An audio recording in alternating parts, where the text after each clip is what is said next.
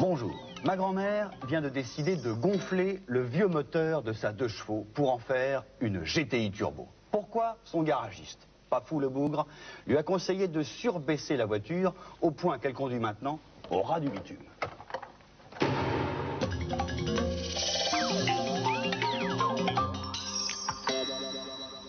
Avant de parler du garagiste de ma grand-mère, une question saugrenue. Pourquoi au sport d'hiver y a-t-il des tire-fesses et non pas des tire-épaules ou bien des tire-pieds?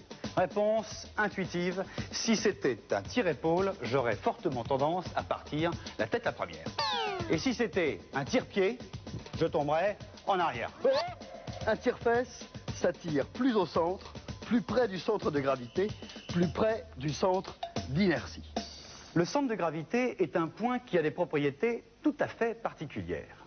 Mais d'abord, une fois n'est pas coutume, un tour de magie. Voici une boîte de petits pois. Je la pose sur la table. Elle avance toute seule. C'est magique. Encore plus fort. Cette fois-ci, elle remonte la pente sur une surface inclinée. Vas-y. En fait, c'est facile. Regardez, le cylindre était lesté avec une barre de plomb. S'il n'y avait que la boîte, le centre de gravité, on le devine, serait là, au centre, à peu près. En mettant la barre de plomb à cet endroit-là, excentré, j'ai déplacé le centre de gravité de ma boîte. Vous remarquerez que le centre de gravité a toujours tendance à tomber le plus bas possible. Là, il a atteint son point d'équilibre. Là, c'est l'équilibre stable. Application pratique, cherchons ensemble où est le centre de la France continentale. La France, la voici. Je l'accroche par la Bretagne à un petit clou et je laisse faire. Je ne sais pas où est le centre de gravité, je sais simplement qu'à l'équilibre, il est le plus bas possible. Il ne peut pas être par ici, sinon il serait descendu plus bas.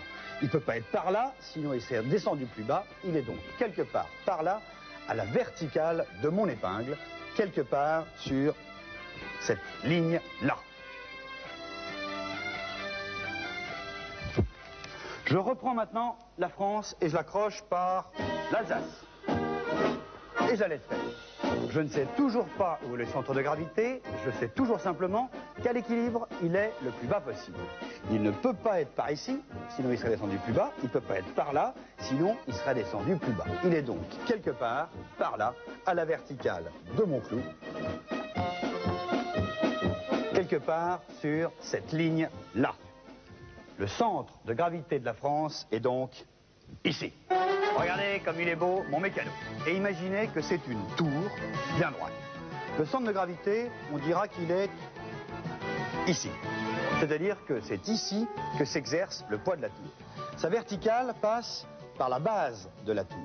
Elle est solide, elle est stable, ça tient bien. Le centre de gravité ne peut pas descendre plus bas, comme la boîte de petits pois tout à l'heure. Seulement, il y a un problème.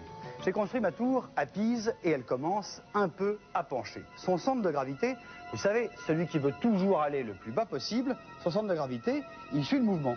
Jusqu'ici, tout va bien. À la verticale du centre de gravité, il y a toujours du solide qui le retient. Il ne peut pas aller plus bas. Mais si la verticale, c'était le vide, si mon fil à plomb venait jusque-là, le poids ferait basculer la tour. Alors si ça vous arrive, 2 solutions. Soit vous rasez le dernier étage de la tour, soit vous lestez le rez-de-chaussée. Le centre de gravité a été maintenant abaissé, sa verticale passe de nouveau par la base, le poids plaque la tour au sol et ça tient. La tour de Pise, c'est un peu comme la 2 chevaux de ma grand-mère. Voilà les 4 roues, voilà le siège de ma grand-mère. Dans un virage, elles sont déportées. Et les 2 chevaux a beau avoir d'excellents pneus, il suffit de pas grand-chose pour les faire chavirer. La force centrifuge tire sur le centre d'inertie, là. Paf. Voilà maintenant la nouvelle 2 chevaux de ma grand-mère, la GTI Turbo Sport que lui a concocté son garagiste. Regardez, il a rasé les étages. Il a mis tout le plus bas possible, il a abaissé au maximum le centre de gravité, le centre d'inertie. Dans les virages, comme elle a toujours d'aussi bons pneus, plus de problème de tenue de route. Alain Prost n'a plus qu'à bien se tenir. Et pour terminer, quelques petits tours de magie. Un paquet de cigarettes. Je le pose au bord du verre en déséquilibre, il tient tout seul. Ou encore des verres en carton de chez McDo, des verres doseurs. un classeur, je l'ouvre bien, je prends mes verres doseurs que j'ai collés bout à bout, je les pose, ça roule ou ça tombe entre guillemets. Plus fort encore, je mets mon classeur en pente, ça monte. Je reprends mes verres doseurs, ça continue à descendre ou à monter, ça continue à rouler. Encore plus fort, un feutre, un œuf, un bouchon et 2 cuillères, je colle le tout comme ceci et ça tient. Au début, évitez les œufs frais sur les tapis. Voilà, on se retrouve la semaine prochaine. Bye bye, au revoir.